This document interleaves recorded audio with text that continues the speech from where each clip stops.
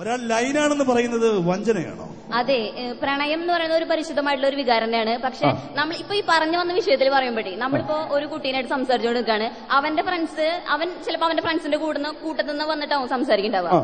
അപ്പൊ അവന്റെ കൂട്ടുകാരെ പറയും, കണ്ടില്ലേ അവൻ ട്യൂൺ ചെയ്യണ്, അവന്റെ ഒരു സമയേ എന്ന് പറയുമ്പോ ഞങ്ങൾ ആരായി? ഞങ്ങള് ഒരു പരിശുദ്ധമായ ഒരു ഫ്രണ്ട്ഷിപ്പ്. ഒരു കീഴ്വഴക്കം നിങ്ങൾ പുരുഷന്മാർക്കിടയിലുണ്ടോ? ഈ പുരുഷന്മാർക്ക് ഒരു സ്ത്രീയും പുരുഷനും ഇരുന്ന് സംസാരിക്കുന്ന സ്ഥലത്തേക്ക് പുരുഷന്മാർക്ക് കടന്നു ചെല്ലാൻ പാടില്ല എന്ന ഏത് നിയമമാണ് കേരളത്തിൽ വന്നിട്ടുള്ളത്?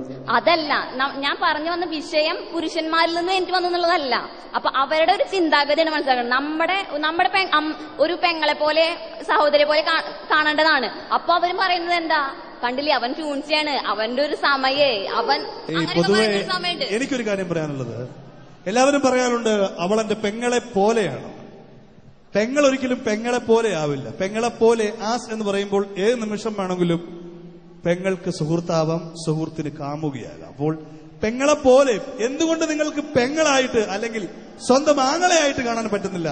ഒരു പുരുഷനെ പെങ്ങളെ പോലെ അല്ലെങ്കിൽ ആങ്ങളെ പോലെ എന്ന് പറയാതെ ആങ്ങളെയായിട്ട് കാണുമ്പോൾ നിങ്ങൾക്ക് സ്ത്രീകൾ കഴിയും. നിങ്ങൾ സ്വന്തം ആങ്ങളെയായിട്ട് കാണുന്നവർ തന്നെ ഞങ്ങളിപ്പോ ഫോൺ ചെയ്തിട്ട് എന്തെങ്കിലും ഒരു സങ്കടം പറയാണ്, ചേട്ടാ എനിക്ക് അങ്ങനെ ഒരു വിഷയമുണ്ട്, ഞാനപ്പോ എന്താ ചെയ്യാ, അങ്ങനെ ഒരു കാര്യം പറയാൻ. അല്ല, അങ്ങനെ നിങ്ങൾ ആങ്ങളെയായിട്ട് കാണുകയാണെങ്കിൽ എന്തുകൊണ്ട് നിങ്ങളെ കല്യാണം കഴിച്ചിരിക്കണം സ്ത്രീധനം ചോദിച്ചുകൂടെ അവരോട്?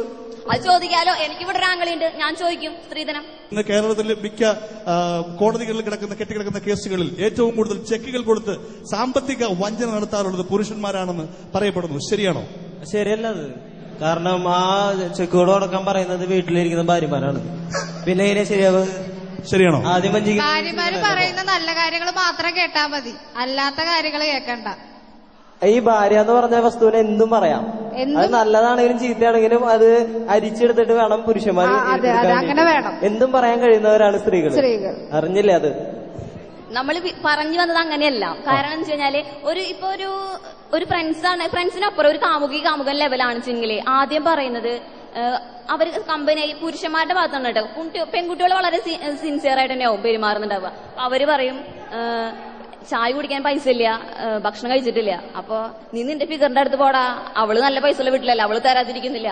എന്നിട്ട് വീട്ടിലെന്നിട്ട് ആ കുട്ടിയുടെ അടുത്ത് വന്ന് പറയും, എന്താ ഒട്ടും വയ്യ തീരെ, ചിലപ്പോ ചിക്കൻ ബിരിയാണി വെച്ചിട്ടാവും വരുന്നുണ്ടാവുക, വയ്യ തീരെ, മൊബൈൽ റീചാർജ് ചെയ്യാൻ വേണ്ടിയിട്ട് ഭക്ഷണം കഴിച്ചില്ല എന്ന് പറയുന്ന ആൾക്കാർ വരെ ഉണ്ട് ഇവിടെ. മൊബൈലിന്റെ കാര്യം പറഞ്ഞപ്പോഴാണ് ഒരു കാര്യം ഓർത്തത്. ഇന്ന് ക്യാമ്പസുകളിൽ ഏറ്റവും കൂടുതൽ വഞ്ചിക്കപ്പെടുന്നത് സ്ത്രീകളല്ലേ എന്നൊരു സംശയം. കാരണം ഒരു കാമുകനും കാമുകയും ഒന്നിച്ചിരിക്കുമ്പോൾ അറിയാതെ മൂന്നാമനായി അവിടെ ക്യാമറയുടെ കണ്ണുകൾ തുറക്കപ്പെടുന്നു. അവിടെ കാമുകയുടെയും ചെറിയ ചെറിയ ലീലകൾ ക്യാമറയുടെ കണ്ണുകൾ ഒപ്പിയെടുക്കുന്നു. പിന്നീട് ഇന്റർനെറ്റിലൂടെ ബ്ലൂടൂത്തിലൂടെ ഈ ക്യാമറ കണ്ണുകൾ ലോകമെമ്പാടും പരക്കുന്നു. ഒരു സ്ത്രീയും ഒരു പുരുഷന്റെ നഗ്നത എടുത്ത് ഇന്നവരെ ഇന്റർനെറ്റിൽ കൊടുത്തേ കേട്ടിട്ടില്ല. അങ്ങനെ നോക്കുമ്പോൾ നിങ്ങൾ പുരുഷന്മാരല്ലേ സ്ത്രീകളെ ഏറ്റവും കൂടുതൽ കാമമോഹിതമായി വഞ്ചിക്കാറുള്ളത്? നേരത്തെ ചോദിച്ചു എന്താ പുരുഷന്മാരുടെ നഗ്നത എടുക്കാൻ എന്താ സ്ത്രീകൾ വരുന്നില്ലല്ലോ, കൂടുതലും പുരുഷന്മാരാണല്ലോ ഇതിനെ ഉരുപ്പെടുന്നത്. അതിനൊക്കെ പുരുഷന്മാർക്ക് നല്ല കൺട്രോളുള്ള കാരണമാണ് ഞങ്ങള് അങ്ങനെ നിൽക്കാത്തത്. നിന്നുകൊടുത്താലല്ലേ എടുക്കാൻ പറ്റുള്ളൂ. ഈ പറഞ്ഞ സാധനം തീരെയില്ലാത്ത കാരണമാം സ്ത്രീകളെ കൂടുതലും ഇത്ര അശ്ലീലമായിട്ടുള്ള രീതിയിൽ എടുക്കാൻ ഞങ്ങൾ പറയുന്നു. ഏറ്റവും കൂടുതൽ ഇങ്ങനെ എടുക്കുന്നു എന്നുള്ളത് ചില ആൾക്കാരുടെ മെന്റലിന്റെ ഒരു കുഴപ്പമാണത്, ഇങ്ങനെ എടുക്കണത്. ഞങ്ങള് അതിനെ അനുകൂലിക്കണമെന്നില്ല. കാരണം വെച്ചാൽ ഞങ്ങളെ ഏറ്റവും കൂടുതൽ വൾഗറായിട്ട് ചിത്രീകരിക്കുകയാണ് ചെയ്യുന്നത്, അവരുടെ ആ ഒരു പ്രഹസനം കാണിക്കാൻ വേണ്ടിയിട്ട്, അവരുടെ ആ ഒരു ഇത് കാണിക്കാൻ വേണ്ടിയിട്ട്. അപ്പൊ എന്തുകൊണ്ട് സ്ത്രീകള് ഓരോ നിമിഷം വഞ്ചിക്കപ്പെട്ടുകൊണ്ടിരിക്കുന്നതാണ്. നിങ്ങൾക്ക് എന്ത് പറയാനുള്ളത്?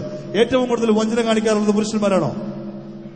എന്തുകൊണ്ടാണ് ഞങ്ങൾക്ക് രാത്രി ഒരു 6 മണിക്ക് ശേഷം ഇറങ്ങി നടക്കാൻ പറ്റാത്തതെന്ന് ചോദിക്കാനുള്ളത്. ആര് പറഞ്ഞു 6 മണിക്ക് ശേഷം ഇറങ്ങി നടന്ന എന്താ? ഞാന് ഇന്ന് രാത്രി അനുഭവം ഉണ്ടോ കുട്ടിക്ക്? 6 മണിക്ക് ശേഷം ഇറങ്ങി നടക്കുക, എനിക്ക് യാതൊന്നും സംഭവിക്കില്ല എന്ന് നിഖിലിന് ഉറപ്പ് തരാൻ പറ്റുമോ? ഓക്കെ ഒന്ന് ചോദിക്കട്ടെ. ഇല വന്ന് മുള്ളിൽ വീണാലും മുള്ളു വന്ന് ഇലയിൽ വീണാലും ഇലക്കില കേട്, അപ്പൊ ആരാ സൂക്ഷിക്കേണ്ടത്? ഞാൻ. നീ സൂക്ഷിക്കാൻ നിനക്ക് കൊള്ളാം. അതുകൊണ്ട് ഞാൻ നീ നിന്റെ തരത്തിൽ നിന്ന് കളിച്ചാൽ നിനക്ക് കൊള്ളാം. മോനെ, ആ പഴഞ്ചൊല്ലൊക്കെ മാറി, നിയമമൊക്കെ മാറി. ഇന്ന് ഇലവെള്ളു മുള്ളി വീണാലും മുള്ളി വന്ന് ഇല വീണാലും മുള്ളാണ് കേട്, മുള്ളൊടിഞ്ഞു പോകും. ഒരു ചോദ്യം ചോദിക്കട്ടാ, ഇപ്പോ നിങ്ങളൊക്കെ ഫെമിനിസ്റ്റ് ആണോ? ഒരിക്കലും പറയണില്ല ഞങ്ങൾ. പിന്നെ എന്തിനാ കിടന്ന് വാദിക്കണത്? പക്ഷെ വഞ്ചിക്കുന്നുണ്ടല്ലോ, നിങ്ങൾ വഞ്ചിക്കുന്നുണ്ട്. നിങ്ങൾ ഫെമിനിസ്റ്റ് ആണോ? നിങ്ങൾ പുരുഷന്മാരെ എത്രയധികം എന്താ പറയാ വേണ്ട, പുരുഷന്മാര് വേണ്ട, ഈ സമൂഹത്തില് പുരുഷന്മാര് ശരിയല്ല എന്ന് പറയണ്ടല്ലോ. നിങ്ങൾ ഇപ്പോ ആതിര കല്യാണം കഴിഞ്ഞു, ഗർഭിണിയായി, ലേബർ റൂമിലേക്ക് പോകാന്ന് വെച്ചു, 2 കുട്ടികള് പെൺകുട്ടികളായി, 3ാമത്തെ കുട്ടി പെൺകുട്ടി ആവരുതേ എന്ന് ഭർത്താവിനോട് പറയും, പ്രാർത്ഥിക്കാൻ പറയും. അപ്പോ നിങ്ങൾ പുരുഷന്മാരെ അംഗീകരിക്കില്ലേ? ഒരിക്കലും അംഗീകരിക്കും. അത് എന്തുകൊണ്ടാണെന്ന് ചോദിച്ചാൽ എനിക്ക് പറയാനുണ്ട്. കാരണം നിങ്ങൾ പുരുഷന്മാർ കേരളത്തിൽ സ്ത്രീധനം എന്നൊരു വലിയ സംഭവം ഉണ്ടാക്കി വെച്ചിരിക്കുന്നു. ഒരു പെൺകുട്ടിയോ 2 പെൺകുട്ടിയാവുമ്പോൾ അവളെ വളർത്തുവാനുള്ള പ്രശ്നം കൊണ്ടല്ല, കെട്ടിച്ചുവിടുവാനുള്ള വിഷമം കൊണ്ടാണ് പലപ്പോഴും സ്ത്രീകൾ അങ്ങനെ പറയുന്നത്. എനിക്കൊരു 3ാമത് കുട്ടി ഉണ്ടെങ്കിൽ കെട്ടിപ്പിടിച്ചുള്ള കാശില്ല, അതുകൊണ്ട് തന്നെയല്ലേ. അപ്പോൾ വഞ്ചന നിങ്ങളുടെ ഭാഗത്തല്ലേ? ഒരു ചോദ്യം ഇവിടെ ചോദിക്കാൻ വീണ്ടും, സ്ത്രീധനൊന്നും ഞങ്ങൾക്ക് വേണ്ട. ഇപ്പൊ ഞാൻ വ്യക്തിപരമായി വെല്ലുവിളിക്കുന്നു, എനിക്കൊരു സ്ത്രീധനം വേണ്ട. നിങ്ങളിൽ ആരും എന്റെ കൂടെ വരും, ഞാൻ അവരെ കല്യാണം കഴിക്കാൻ തയ്യാറാണ്. ആര് വരും? ധൈര്യം ഉണ്ടെങ്കിൽ അറിയാം.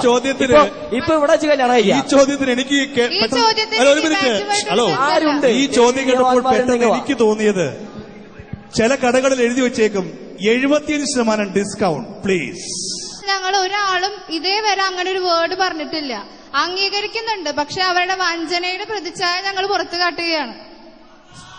സ്ത്രീധനം കൊടുക്കാതിരിക്കാനാണോ നീ ഇപ്പൊ പ്രണയിച്ചു തുടങ്ങുന്നത്? സ്ത്രീധനം കൊടുക്കാതിരിക്കാൻ വേണ്ടിയാണ്. അതെ, അതിടയ്ക്കൊരു വഞ്ചനയാണ്, അതൊരു വഞ്ചനയാണ്. കാരണം പ്രണയവും സ്ത്രീധനം കൂടി കൂട്ടിക്കുഴക്കേണ്ട കാര്യമൊന്നുമില്ല. പ്രണയം സ്ത്രീധനല്ല, വഞ്ചനയാണ്. വഞ്ചനയാണ് വിഷയം. അതാണ് ഏറ്റവും കൂടുതൽ വഞ്ചിക്കുന്നത് നിങ്ങളാണ്. ഓരോ നിമിഷവും ഒന്ന് ആലോചിക്കുക, നിങ്ങൾ തന്നെയാണ് ഏറ്റവും കൂടുതൽ വഞ്ചിച്ചുകൊണ്ടിരിക്കുന്നത്. ശരിയാണ്. ഈ സ്റ്റേജിക്ക് കയറി വരുമ്പോൾ തന്നെ ആ വഞ്ചനയുടെ ഒരു പ്രതിരൂപം ഞങ്ങൾ കണ്ടതാണ്. ആരാണ് ഞങ്ങളതിനെ വഞ്ചിച്ചുകൊണ്ടിരിക്കുന്നത്?